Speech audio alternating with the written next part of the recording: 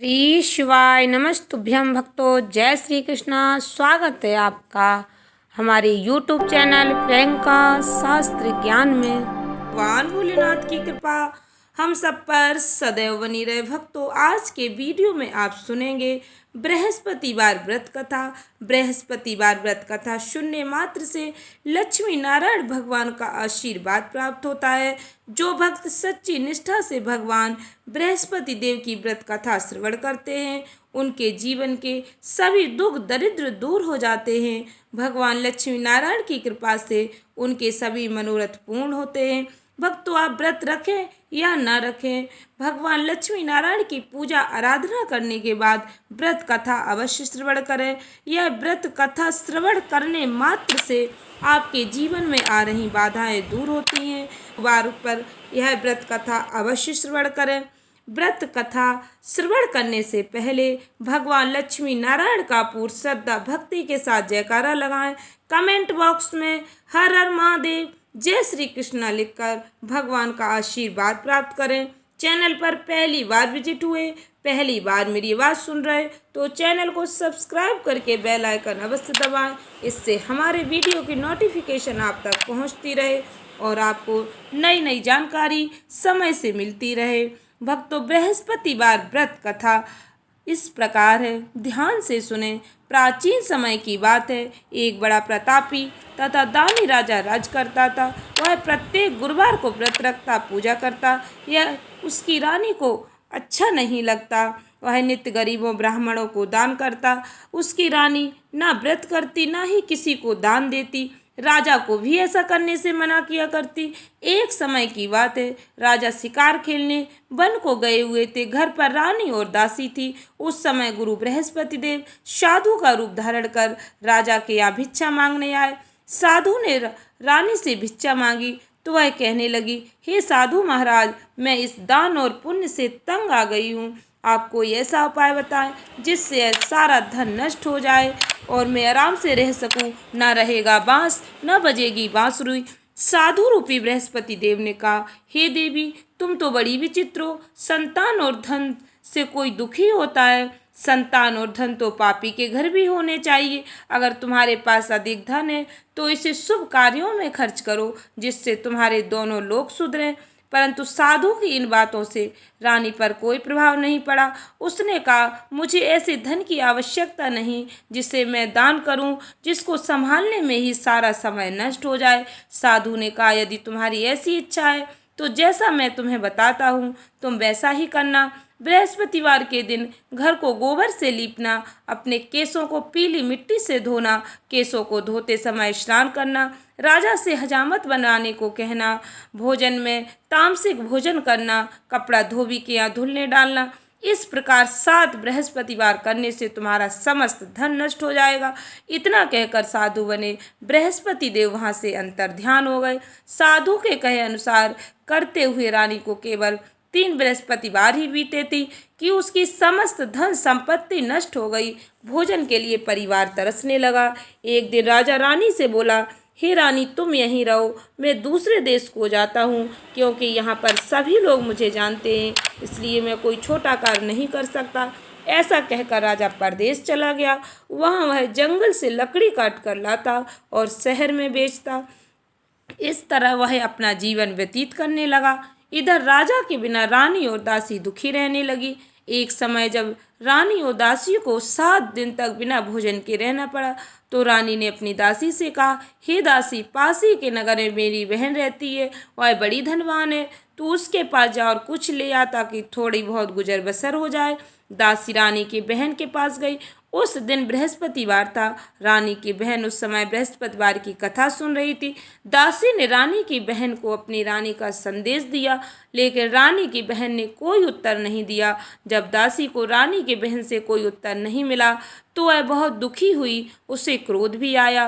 दासी ने वापस आकर रानी को सारी बात बता दी। सुनकर रानी ने अपने भाग्य को कोसा। उधर रानी की बहन ने सोचा कि मेरी बहन की दासी आई थी, परंतु मैं उससे नहीं बोली, इससे वह बहुत दुखी हुई होगी। कथा सुनकर और पूजन समाप्त कर वह अपनी बहन के घर गई। और कहने लगी, हे बहन, मैं बृहस्पतिवार का व्रत कर रही थी, तुम्हारी दासी गई, परंतु जब तक कथा होती है तब तक ना उठते हैं और ना बोलते हैं, इसलिए मैं नहीं बोली। कहो दासी क्यों गई थी? रानी बोली, बहन, हमारे घर अनाज नहीं था। ऐसा कहते कहते रानी की आंखें भर आई। उसने दासी समेत भूखे रहने की बात अपनी बहन को बता दी। रानी की बहन बोली, बहन देखो, बृहस्पति देव भगवान सबकी मनोकामना पूर्ण करते हैं। देखो, शायद तुम्हारे घर में अनाज रखा हो। यह सुनकर दासी घर के अंदर गई तो वहां उसे एक घड़ा अनाज का भरा मिल गया। उसे बड़ी हैरानी हुई, क्योंकि उसे एक एक बर्तन देख लिया था। उसने बाहर आकर रानी को बताया। दासी रानी से कहने लगी, हे रानी, जब हमको भोजन नहीं मिलता तो हम व्रत ही तो करते हैं, इसलिए क्यों ना इनसे व्रत और कथा की विधि पूछ ली जाए, हम भी व्रत किया करेंगे। दासी के कहने पर रानी ने अपनी बहन से पूछा बृहस्पतिवार व्रत के बारे में। उसकी बहन ने बताया, बृहस्पतिवार के व्रत में चने की दाल और मुनक्का से विष्णु भगवान का केले की जड़ में पूजन करें, दीपक जलाएं, पीले भोजन करें, कथा अवश्य श्रवण करें। इससे गुरु भगवान प्रसन्न होते हैं, मनोकामना पूर्ण करते हैं। व्रत और पूजन की विधि बताकर रानी की बहन अपने घर लौट आई। रानी और दासी दोनों ने निश्चय किया कि बृहस्पति देव भगवान का पूजन अवश्य करेंगे। 7 रोज बाद जब बृहस्पतिवार आया तो उन्होंने व्रत रखा। गुड़साल में जाकर चना और गुड़ बीन लाई, उसकी दाल से केले की जड़ विष्णु भगवान का पूजन किया। अब पीला भोजन कहाँ से आए? दोनों बड़ी दुखी हुई, परंतु उन्होंने व्रत किया था, इसलिए बृहस्पति देव भगवान प्रसन्न थे। एक साधारण व्यक्ति के रूप में वे 2 थालों में सुंदर पीला भोजन लेकर आए।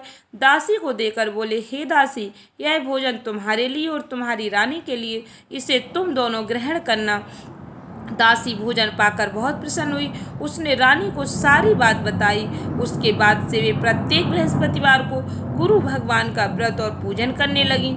बृहस्पति भगवान की कृपा से उनके पास धन हो गया, परंतु रानी फिर पहले की तरह आलस करने लगी।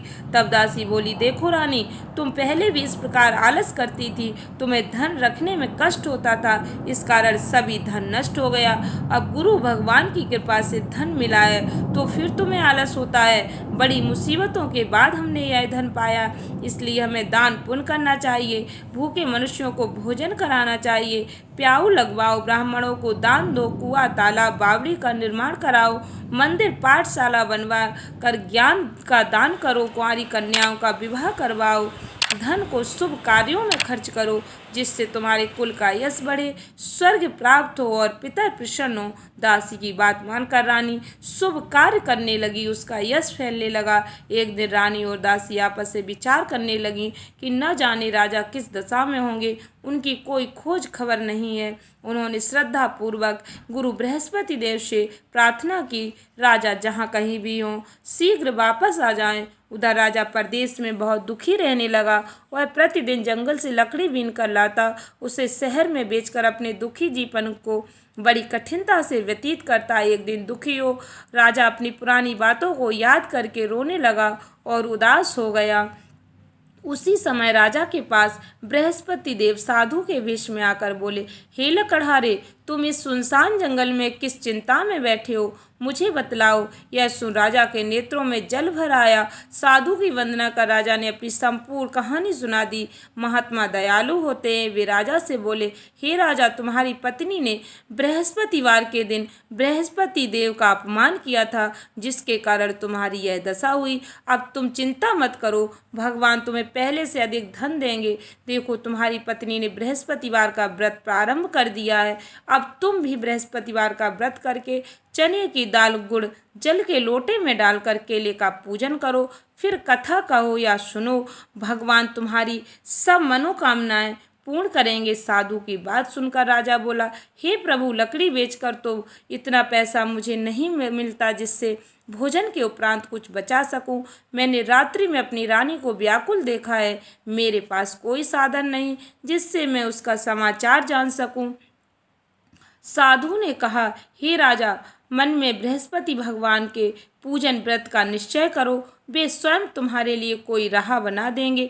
बृहस्पतिवार के दिन तुम रोजाना की तरह लकड़ियां लेकर शहर में जाना। तुम्हें रोज से दुगना धन प्राप्त होगा, जिससे तुम भली भांति भोजन कर लोगे और बृहस्पति देव की पूजा का सामान भी आ जाएगा। जो तुमने बृहस्पतिवार की कहानी के बारे में पूछा है वह इस प्रकार है।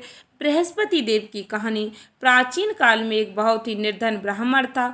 उसके कोई संतान न थी। वह नित्य पूजा पाठ करता। उसकी स्त्री न स्नान करती, न किसी देवता का पूजन करती। इस कारण ब्राह्मण देवता बहुत दुखी रहते थे। भगवान की कृपा से ब्राह्मण के यहाँ एक कन्या रूपी रत्न पैदा हुआ। कन्या बड़ी होने लगी। प्रातः स्नान करके वह भगवान विष्णु का जाप करने लगी। बृहस्पतिवार का व्रत भी करने लगी। पूजा पाठ समाप्त कर पाठशाला जाती तो अपनी मुट्ठी में जौ भर के ले जाती और पाठशाला के मार्ग में डालती जाती। लौटते समय वही जौ स्वर्ण के हो जाते तो उनको बीन कर घर ले आती। एक दिन वह बालिका सूप में उन सोने के जौ को फटक कर साफ कर रही थी। तभी उसकी माँ ने देख लिया और कहा कि हे बेटी, सोने के जौ को फटकने के लिए सोने का सूप होना चाहिए। दूसरे दिन गुरुवार था। कन्या ने व्रत रखा और बृहस्पति देव से सोने का सूप देने की प्रार्थना की। बृहस्पति देव ने उसकी प्रार्थना स्वीकार कर ली। रोजाना की तरह वह कन्या जौ फैलाती हुई पाठशाला चली गई। पाठशाला से लौटकर जब वह जौ बीन रही थी तो बृहस्पति देव की कृपा से उसे सोने का सूप मिला। उसे वह घर ले आई और उससे जौ साफ करने लगी, परंतु उसकी माँ का वही ढंग रहा। एक दिन की बात है, कन्या सोने के सूप में जब जौ साफ कर रही थी तो उस नगर का राजकुमार वहां से निकला। कन्या के रूप और कार्य को देखकर वह उस पर मोहित हो गया। राजमहल आकर वह भोजन जल त्याग कर उदास होकर लेट गया। राजा को जब राजकुमार द्वारा अन्न जल त्यागने का समाचार प्राप्त हुआ तो अपने मंत्रियों के साथ वह अपने पुत्र के पास गया और कारण पूछा। राजकुमार ने राजा को उस लड़की के घर का पता बतलाया। मंत्री उस लड़की के घर गया। मंत्री ने ब्राह्मण के समक्ष जाकर राजा की ओर से निवेदन किया। कुछ ही दिन बाद ब्राह्मण की कन्या का विवाह राजकुमार के साथ संपन्न हो गया। कन्या के घर से जाते ही ब्राह्मण देव के घर में पहले की भांति गरीबी का निवास हो गया। एक दिन दुखी होकर ब्राह्मण अपनी पुत्री से मिलने गए। बेटी ने पिता की ऐसी अवस्था को देखा और अपनी माँ का हाल पूछा। ब्राह्मण ने सभी हाल कह सुनाया। कन्या ने बहुत सा धन देकर अपने पिता को विदा कर दिया, लेकिन कुछ दिन बाद फिर वही हाल हो गया। ब्राह्मण फिर अपनी कन्या के यहाँ गया और सभी हाल कहा तो पुत्री बोली, हे पिताजी, आप माताजी को यहाँ लिवा लाओ, मैं उन्हें वह विधि बता दूंगी जिससे गरीबी दूर हो जाए। ब्राह्मण देवता अपनी स्त्री को साथ लेकर अपनी पुत्री के पास राजमहल पहुँचे तो पुत्री अपनी माँ को समझाने लगी, हे माँ, तुम प्रातःकाल स्नान आदि करके विष्णु भगवान का पूजन करो तो सब दरिद्रता दूर हो जाएगी। परंतु उसकी माँ ने उसकी एक भी बात नहीं मानी। वह प्रातःकाल उठकर अपनी पुत्री की बच्चों की जूठन को खा लेती। एक दिन उसकी पुत्री को बहुत गुस्सा आया। उसने अपनी माँ को एक कोठरी में बंद कर दिया। प्रातः उसे स्नान आदि करा के पूजा पाठ करवाया तो उसकी माँ की बुद्धि ठीक हो गई। इसके बाद वह नियम से पूजा पाठ करने लगी और प्रत्येक बृहस्पतिवार को व्रत करने लगी। इस व्रत के प्रभाव से मृत्यु के बाद वह स्वर्ग को प्राप्त हुई। वह ब्राह्मण भी सुखपूर्वक इस लोक का सुख भोगकर स्वर्ग को प्राप्त हुआ। इस तरह कहानी कहकर साधु बने बृहस्पति देव वहाँ से लोप हो गए। धीरे धीरे समय व्यतीत होने पर फिर बृहस्पतिवार का दिन आया। राजा जंगल से लकड़ी काटकर शहर में बेचने गया। उसे उस दिन और दिनों से अधिक धन मिला। राजा ने चना गुड़ आदि लाकर बृहस्पतिवार का व्रत किया। उस दिन से उसके सभी कलेश दूर हुए। परंतु जब अगले गुरुवार का दिन आया तो वह बृहस्पतिवार का व्रत करना भूल गया। इस कारण बृहस्पति देव नाराज हो गए। उस दिन उस नगर के राजा ने विशाल यज्ञ का आयोजन किया था तथा अपने समस्त राज्य में घोषणा करवा दी कि सभी मेरे यहाँ भोजन करने आए, किसी के घर चूल्हा न जले। इस आज्ञा को जो न मानेगा उसको फांसी की सजा दी जाएगी। राजा की आज्ञा अनुसार सभी लोग राजा के यहाँ भोजन करने गए, लेकिन लकड़हारा कुछ देर से पहुंचा, इसलिए राजा उसको अपने साथ महल में ले गए। जब राजा लकड़हारे को भोजन करा रहे थे तो रानी की दृष्टि उस खूंटी पर पड़ी जिस पर उसका हार लटका हुआ था। उसे हार खूंटी पर लटका दिखाई नहीं दिया। रानी को विश्वास हो गया कि निश्चय ही मेरा हार इस लकड़हारे ने चुरा लिया है। उसी समय सैनिक बुलवाकर उसको जेल में डलवा दिया। लकड़हारा जेल में विचार करने लगा कि ना जाने कौन से पूर्व जन्म के कर्म से मुझे यह दुख प्राप्त हुआ है, और जंगल में मिले साधु को याद करने लगा। तत्काल बृहस्पति देव साधु रूप में प्रकट हो गए और कहने लगे, अरे मूर्ख, तूने बृहस्पति देवता की कथा नहीं की, उसी कारण तुझे यह दुख प्राप्त हुआ है। अब चिंता मत कर, बृहस्पतिवार के दिन जेल खाने के दरवाजे पर तुझे 4 पैसे पड़े मिलेंगे। उनसे तू बृहस्पतिवार की पूजा करना तो तेरे सभी कष्ट दूर हो जाएंगे। अगले बृहस्पतिवार को से जेल के द्वार पर 4 पैसे मिले। राजा ने पूजा का सामान मंगवाकर कथा कही और प्रसाद बांटा। उसी रात्रि में बृहस्पति देव ने उस नगर के राजा को स्वप्न में कहा, हे राजा, तूने जिसे जेल में बंद किया है उसे तत्काल छोड़ देना, वह निर्दोष है। राजा प्रातःकाल उठा और खूंटी पर हार लटका देखकर लकड़हारे को बुलाकर क्षमा मांगी। राजा को योग्य सुंदर वस्त्र आभूषण भेंट कर उसे विदा किया। गुरुदेव की आज्ञा अनुसार राजा अपने नगर को चल दिया। राजा जब नगर के निकट पहुंचा तो उसे बड़ा ही आश्चर्य हुआ। नगर में पहले से अधिक बाग, तालाब, कुएं, बहुत सी धर्मशालाएं, मंदिर आदि बने हुए थे। राजा ने पूछा, यह किसका बाग और धर्मशाला है? तब नगर के सब लोग कहने लगे, यह सब रानी और दासी द्वारा बनवाए गए। राजा को आश्चर्य हुआ और गुस्सा भी आया कि उसकी अनुपस्थिति में रानी के पास धन कहाँ से आया होगा। जब रानी ने यह खबर सुनी कि राजा आ रहे तो उसने अपनी दासी से कहा, हे दासी, देख राजा हमको कितनी बुरी हालत में छोड़ गए थे, वह हमारी ऐसी हालत देखकर लौट न जाएं, इसलिए तू दरवाजे पर खड़ी हो जा। रानी की आज्ञा अनुसार दासी दरवाजे पर खड़ी हो गई और जब राजा आए तो उन्हें अपने साथ महल में लेवा लाई। तब राजा ने क्रोध करके अपनी तलवार निकाली और पूछने लगा, बताओ यह धन तुम्हें कैसे प्राप्त हुआ है? तब रानी ने सारी कथा कह सुनाई। राजा ने निश्चय किया कि मैं रोजाना दिन में 3 बार कहानी कहा करूँगा और रोज व्रत किया करूँगा। सभी लोग सप्ताह में 1 बार व्रत करते हैं, किंतु मैं प्रतिदिन व्रत किया करूँगा। दिन में 3 बार कहानी कहा करूँगा। अब हर समय राजा के दुपट्टे में चने की दाल बंधी रहती। दिन में 3 बार कथा कहता। एक रोज राजा ने विचार किया कि चलो अपनी बहन के यहाँ हो आए। इस तरह का निश्चय कर राजा घोड़े पर सवार हो अपनी बहन के यहाँ चल दिया।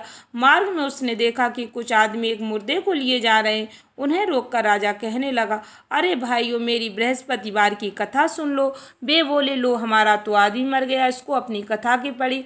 परंतु कुछ आदमी बोले, अच्छा कहो, हम तुम्हारी कथा भी सुनेंगे। राजा ने दाल निकाली और कथा कहनी शुरू कर दी। जब कथा आदि हुई तो मुर्दा हिलने लगा और जब कथा समाप्त हुई तो राम राम करके वह मुर्दा खड़ा हो गया। राजा आगे बढ़ा, उसे चलते चलते शाम हो गई। आगे मार्ग में उसे एक किसान खेत में हल चलाता मिला। राजा ने उसे कथा सुनने का आग्रह किया, लेकिन वह नहीं माना। किसान बोला, जब तक मैं तेरी कथा सुनूंगा तब तक मैं 4 हरैया खेत जोत लूँगा, जा अपनी कथा किसी और को सुनाना। राजा आगे चल पड़ा। राजा के हटते ही बैल पछाड़ खाकर गिर गए। किसान के पेट में बहुत जोर से दर्द होने लगा। उसी समय किसान की माँ रोटी लेकर आई। उसने जब देखा तो अपने पुत्र से सब हाल पूछा। बेटे ने सभी हाल बता दिया। बुढ़िया दौड़ी दौड़ी उस घुड़सवार के पास पहुंची और उससे बोली, मैं तेरी कथा सुनूंगी, तू अपनी कथा मेरे खेत पर ही चलकर कहना। राजा ने लौटकर बुढ़िया के खेत पर जाकर कथा कही, जिसको सुनते ही बैल खड़े हो गए। किसान के पेट का दर्द भी बंद हो गया। राजा अपनी बहन के घर पहुंच गया। बहन ने भाई की खूब मेहमानी की। दूसरे रोज प्रातःकाल राजा जागा तो वह देखने लगा कि सभी लोग भोजन कर रहे हैं। राजा ने अपनी बहन से पूछा, ऐसा कोई मनुष्य नहीं जिसने भोजन नहीं किया हो, जो मेरी बृहस्पतिवार की कथा सुन ले। बहन बोली, हे भैया, यह देश ऐसा ही, यहाँ लोग पहले भोजन करते, बाद में अन्य कोई काम करते। फिर वह एक कुम्हार के घर गई जिसका लड़का बीमार था।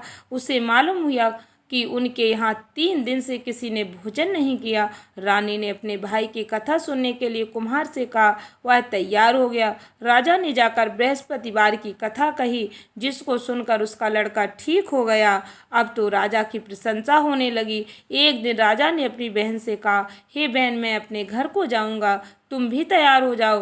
राजा की बहन ने अपनी सास से पूछा, अपने भाई के साथ जाने की आज्ञा मांगी। सास बोली, हाँ तू चली जा, मगर अपने लड़कों को मत ले जाना, क्योंकि तेरे भाई के कोई औलाद नहीं है। बहन ने अपने भाई से कहा, हे भैया, मैं तो चलूँगी, मगर कोई बालक नहीं जाएगा। अपनी बहन को भी छोड़कर दुखी मन से राजा अपने नगर को लौट आया। जब कोई बालक ही नहीं जाएगा तो तुम ही क्या करोगी। राजा दुखी होकर अपने नगर को लौट आया। राजा ने अपनी रानी से सारी कथा बताई और बिना भोजन किए वह लेट गया। रानी बोली, हे प्रभु, बृहस्पति देव ने हमें सब कुछ दिया है, वह हमें संतान अवश्य देंगे। उसी रात बृहस्पति देव ने राजा को स्वप्न में कहा, हे राजा, उठ, सभी सोच त्याग दे, तेरी रानी गर्भवती है। राजा को यह जानकर बड़ी खुशी हुई। 9वें महीने में रानी के गर्भ से एक सुंदर पुत्र पैदा हुआ। तब राजा बोला, हे रानी, स्त्री बिना भोजन के रह सकती है, परंतु बिना कहे नहीं रह सकती। जब मेरी बहन आए तो तुम मुझसे कुछ मत कहना। रानी ने हाँ कर दी। जब राजा की बहन ने यह शुभ समाचार सुना तो वह बहुत खुश हुई और बधाई लेकर अपने भाई के यहाँ आई। रानी ने तब उसे आने का उल्हाना दिया। जब भाई अपने साथ ला रहे थे तब तो नहीं आई, उनके साथ ना आई, आज अपने आप ही भागी भागी बिना बुलाए आ गई। घोड़ा चढ़ी तो नहीं आई, गधा चढ़ी आई। तो राजा की बहन बोली, भाई, मैं इस प्रकार न कहती भाभी, तो तुम्हारे घर औलाद कैसे होती। बृहस्पति देव सभी कामनाएं पूर्ण करते हैं। जो सद्भावना पूर्वक बृहस्पतिवार का व्रत करता है एवं कथा पढ़ता है अथवा सुनता है, दूसरों को सुनाता है, बृहस्पति देव उसकी सभी मनोकामनाएं पूर्ण करते हैं, उनकी सदैव रक्षा करते हैं। जो संसार में सद्भावना से बृहस्पति देव का पूजन एवं व्रत सच्चे हृदय से करते हैं, उनकी सभी मनोकामनाएं वैसे ही पूर्ण होती हैं जैसी सच्ची भावना से रानी और राजा ने बृहस्पति देव की कथा का गुणगान किया तो उनकी सभी इच्छाएं बृहस्पति देव जी ने पूर्ण की। अनजाने में भी बृहस्पति देव की कभी उपेक्षा न करें, ऐसा करने से सुख शांति नष्ट हो जाती है। इसलिए सबको कथा सुनने के बाद प्रसाद लेकर ही जाना चाहिए। हृदय से बृहस्पति देव का मनन करते हुए जयकारा बोलना चाहिए। बोलो बृहस्पति देव विष्णु भगवान की जय। इति श्री बृहस्पतिवार व्रत कथा। आशा करती हूँ भक्तों वीडियो अच्छी लगी होगी, उपयोगी लगी हो तो वीडियो को अधिक से अधिक लोगों में शेयर करें। धन्यवाद भक्तों। चैनल को सब्सक्राइब करके बेल आइकन अवश्य दबाएं। श्री शिवाय नमस्तुभ्यं।